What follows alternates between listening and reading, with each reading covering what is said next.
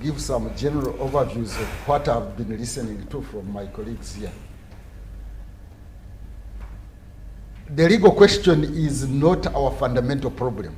The laws are not our fundamental problem, even if we revise them. As long as the spirit, the values, you know, we have, let me turn around the Jesus statement. I think we have a new bottle with old wine. We have a constitution, a liberal constitution, but the values inside that bottle are still illiberal. They are not liberal. They are not multipartyism or multi-party or pluralism. Actually, I think Honorable here was asking what is the difference between the two. You see, multi-party, having multi-party is having the legal existence of the parties in place and on paper. But when it comes to practice, in terms of your values that you believe in, you find if you have different values from what you have put in the constitution will not work. Even NRM, you are talking about that the party should have structures. NRM has structures, has state privileges and all that. Even the NRM is not functioning the way parties should function. Yes. You see what was happening in Chisoro, what happened elsewhere. The party says this is our candidate. The other one stands as independent when he is not independent. That means even that party is because it is in power. It's because it is a state party, as Opio pointed out. So the challenge we have is fundamental in terms of the value system. Now, your first question was about these civic organizations that are not functioning. You cannot have civic organizations without civic culture and principles and values. Not civic organizations, civic groups, like the politically, whether they are groups or organizations or whatever. I am saying you must first have civic principles, civic values, and we can talk about the elements of civic values. Civic values are somehow universal. They cut across different ethnic groups, religious groups, tribal groups, ethno-nationalism. Here we are talking about like the principle of equality. Do you believe in the principle of equality?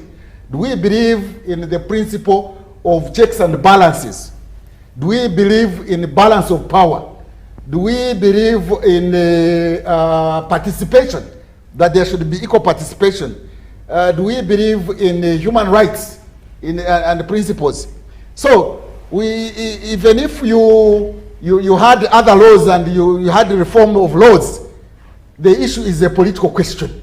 Have we resolved the political question?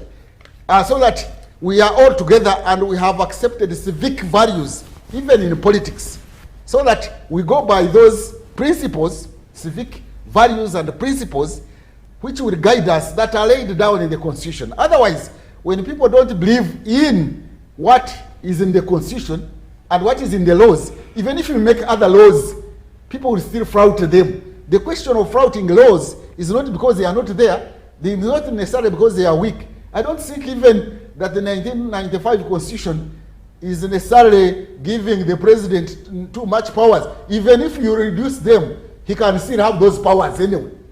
If the political norms that he holds or anybody in that position holds are still illiberal, he will still flout those laws. You get what I mean? So now, going about what can we do? First of all, we have to put this country to the right path. Whether we want to go by civic politics or we want to remain in illiberal politics. Because we have to realize that this country is still a project in the making. I mean, this state and nation is still a project in the making. And we have to appreciate that we need to come together and accept to negotiate and dialogue and come up with these agreed upon general universal kind of principles and values to go by. And then we say anybody who goes against them will be brought to book. But otherwise saying that we should remain the way we are and we don't agree to come together and negotiate and agree on certain civic principles. If some people are not getting me clearly, maybe they will go to Google and find. There is a difference between civic principles, civic values, and ethnic values. There is a difference between ethnic nationalism and civic nationalism. The two are not the same. And therefore, this country is not yet a nation state.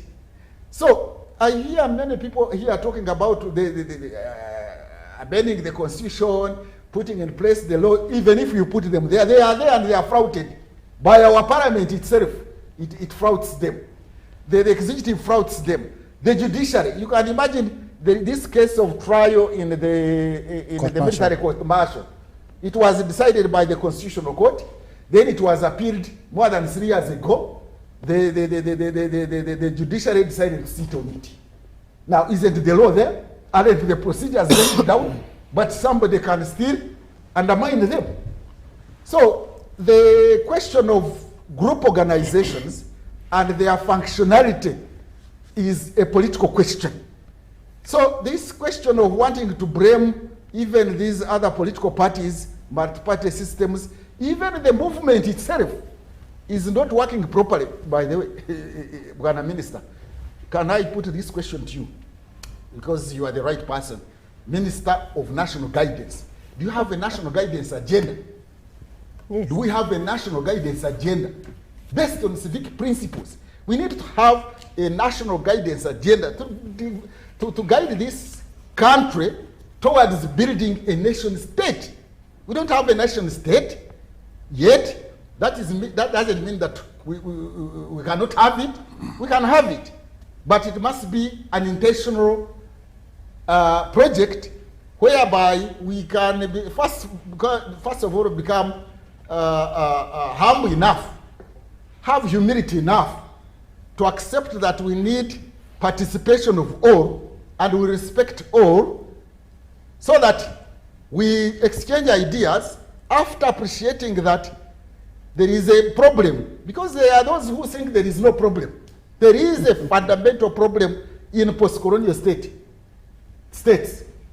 My friend here, Mukasambide, was saying, let's forget about colonialism. We are a post-colonial state.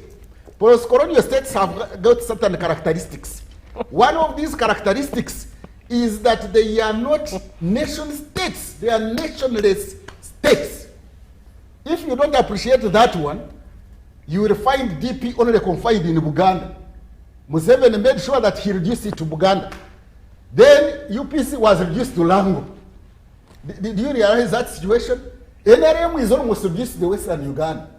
It is in other areas because they are notables here and there. But in terms of what people think, that is where we have been reduced. And so, this project of Uganda is not an impossible project to undertake. But we need to come together and have a national agenda to solve not only this multi-party problem. Now we are talking about elections. Elections alone will not build Uganda. And actually having periodic elections does not give us democracy. Because there are elements of democracy. I can give some here. Democracy is not the element of democracy. One is periodic, free and fair elections. That is one element of democracy. But another one is the participation. Actually, participation is very critical. Citizen participation. Then when it comes to what we call horizontal accountability, accountability is a principle. Then there is horizontal accountability, where different arms of government hold each other accountable, which we call balance of power. Now, you find the judiciary listening to the executive that it don't give people bail. And then the Chief Justice starts saying, I'm going to give guidelines, I'm going to do this one. Then you find Parliament coming up with a resolution that the different resolutions that government should implement, the executive, then the executive ignores them, and business remains as usual. So you find that we have that situation where we are not even following the rule of law, which is an element of democracy. But people think that having elections, so 2026 there will be democracy in Uganda. No, democracy is a continuous exercise. Now, I am not suggesting anywhere that we are a perfect, the minister was saying, yeah, we are not yet there. But are we on the trajectory of being there? It's not a matter of saying, no, we see all countries have passed through those processes. Yes, they do have, but we must follow, we must see that we have a trend. Like USA or Sweden or somebody has talked about Norway. You find a country like Norway has had a constitution for the last 200 years. So is USA. But they have not changed them like pants now, every other time. Because the constitution should be looked at almost as sacred. Like we have the Bible, which is interpreted, not necessarily altered by removing some chapters or banning them, like Pastor Mujingo says. Professor. So, no, we have to build this nation state so that it is functional. And let's not bother too much about the legality, that we need to change the laws. We gave these powers to this, that the constitution was this. Even if the constitution was changed, I don't think even the fundamental challenge of nation building in Uganda and democratic building in Uganda is the failure, is the absence of the laws. The laws are there. They can always be fine-tuned. What is a failure is what is the heart. I repeat, we have got an old bottle, a new bottle containing old wine.